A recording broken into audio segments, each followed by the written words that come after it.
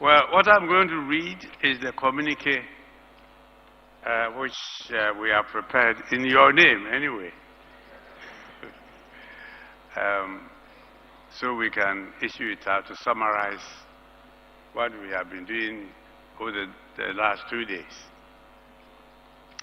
The government of Ghana and its partners, including the private sector, civil society organizations, traditional authorities, and academia, convened for the National Economic Dialogue under the distinguished patronage of His Excellency, the President of the Republic of Ghana, John Dramani Mahama, and Her Excellency, Professor Nana Jane Opoku-Agyeman, from 3rd to 4th March 2025 at the Accra International Conference Center.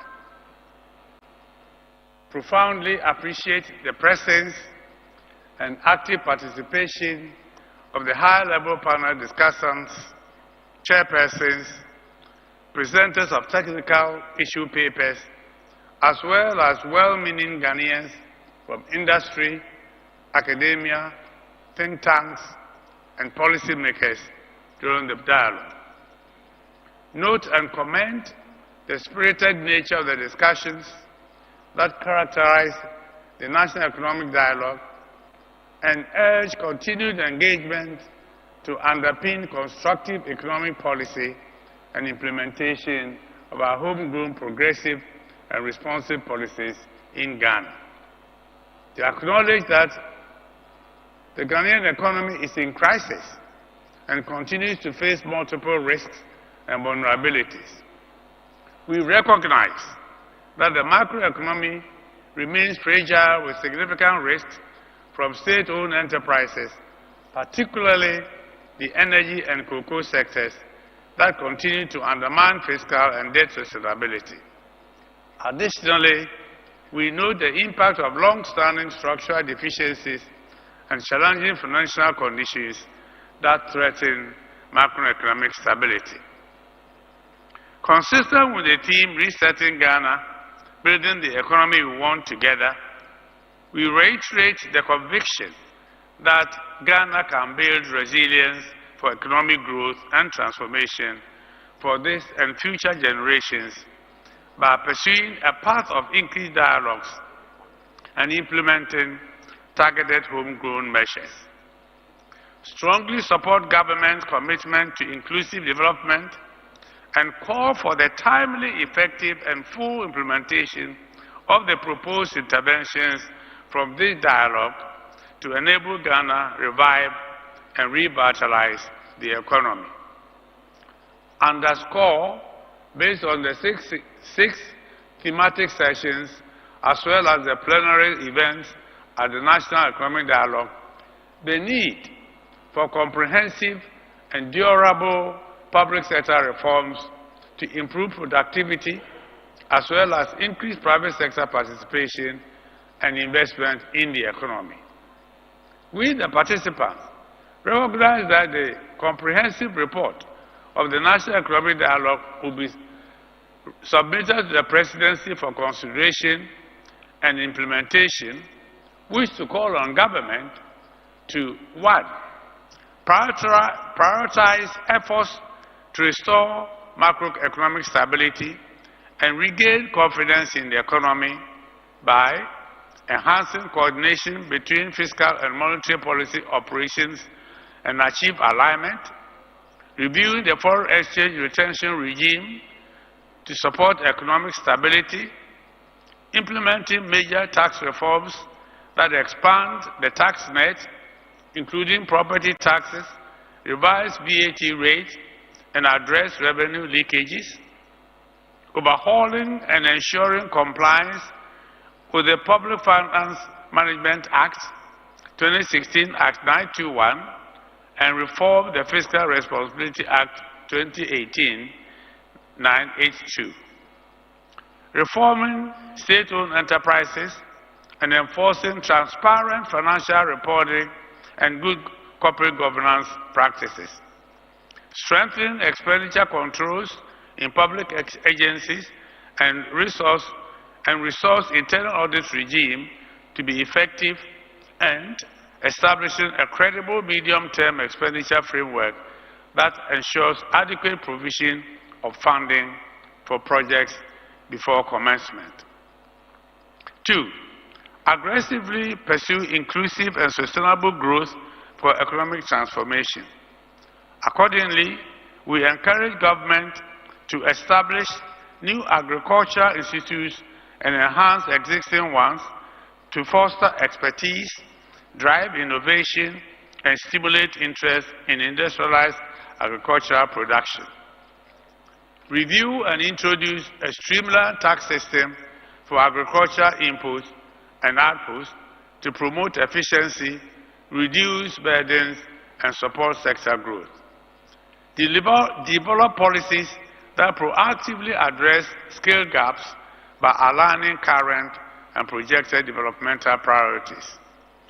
3, promote private sector-led growth to unlock the full potential of businesses. We emphasize the need to 1, structure and institutionalize a platform for sustained government-private sector engagements. 2, enhance the applicant awareness and provide hands-on support to businesses to maximize trade opportunities. 3, direct a portion of banks' cash reserve requirements toward credit creation and provide tailored financing. And 4, fast-track company registration and licensing with strict adherence to service-level agreements to secure timely approvals. 4, innovatively address the infrastructure deficit to advance transformation. Key among the efforts must be to A, introduce a range of investable asset classes in infrastructure through the Ghana Stock Exchange and the Ghana Infrastructure Investment Fund. B, revise pension fund investment regulations to align with infrastructure projects, ensuring sustainable development and long-term economic growth. C, establish a performance management system for road construction and maintenance.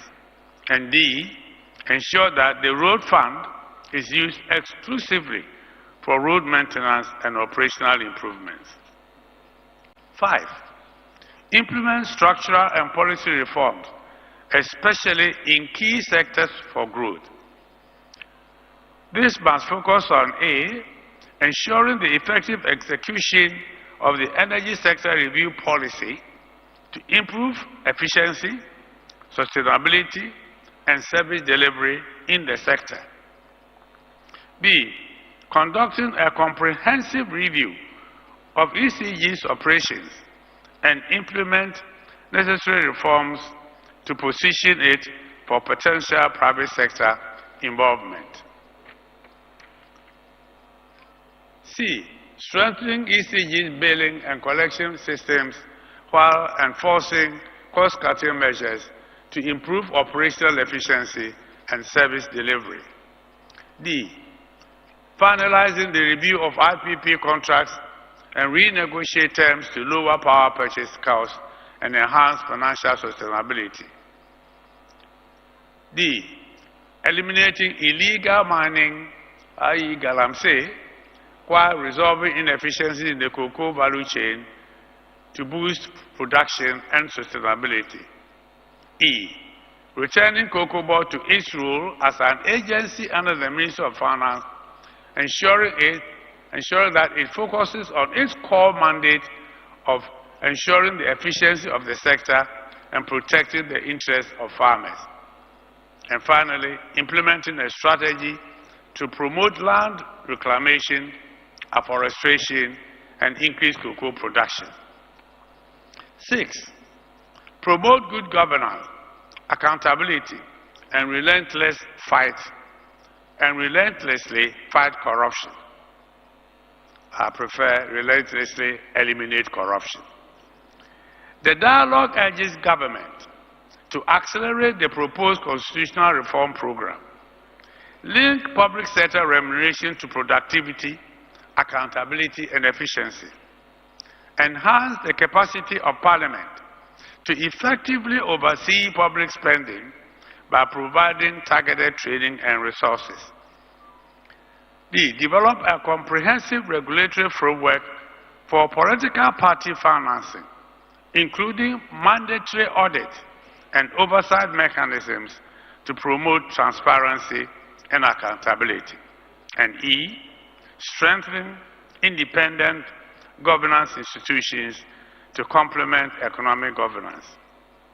We note with sincere appreciation the unity of purpose demonstrated during this dialogue.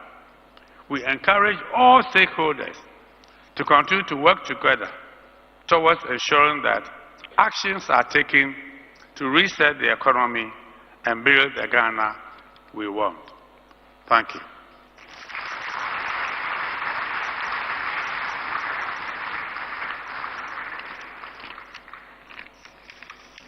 Now, hopefully, my last duty for the day. And it's a very happy one for me, ladies and gentlemen. My job is to introduce our one and only female Vice President, Professor Nana Jane Opoku-Agyeman.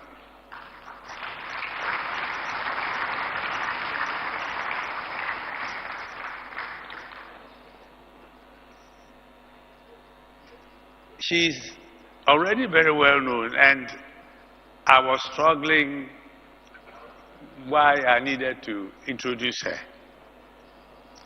But I thought I should. Her credentials, as I researched her background, are so profound.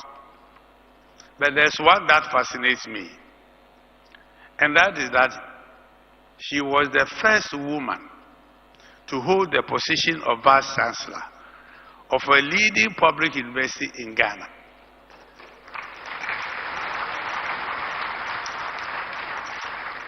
And having been a chairman of the University Council of the University of Ghana for 9 years, I know the campaign that goes on and the struggle, and very often the women are edged out. But for her to blaze the trail to become the first ever female Vice Chancellor of a university in Ghana is a huge achievement. And indeed, many have since followed. But no one can take from her that she was the first. Our Vice President has many achievements, and time will not permit me to record all of them. But one that cannot escape mention is a passion for women empowerment. Hence, a push for Women's Bank in Ghana.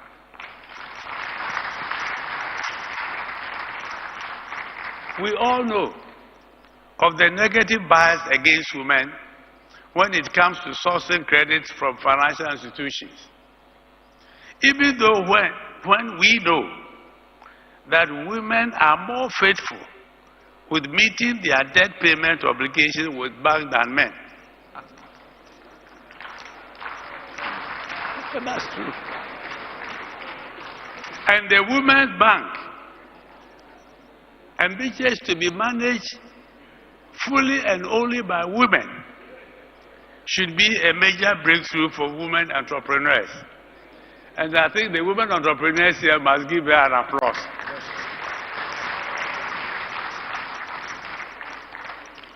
But there's one other thing I must mention, and it is her passion for change and her abhorrence for orthodoxy. Recently, I spoke to her about the need to reset Ghana. And I was profoundly surprised at her burning desire to see Ghana transform from a debt-burdened country which has impoverished its citizens, to a country whose economic management has been in the hands of foreign institutions for a very long time, to one that takes its own destiny in its own hands and manages its own affairs with pride. Transforming Ghana to her is something that cannot be delayed any longer. So, we could not have chosen any one better or more appropriate to chair this closing session of the 2025 National Economic Dialogue than Her Excellency, the Vice President, Professor Nana Jane Opoku-Agyeman. It is therefore my pleasure and singular honor to call on Her Excellency to mount the stage to give her closing remarks.